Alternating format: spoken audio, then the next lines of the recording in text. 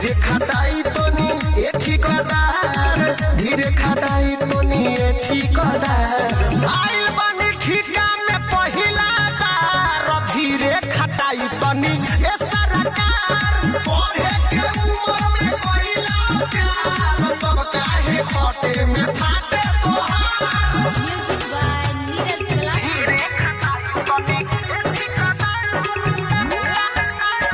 रवि recording studio, Chiraiya road, Bahuarwa. घर के मजबूरी रहे पैसा के दिक्कत, ऐसे कटा के अही रेलवा के टिकट।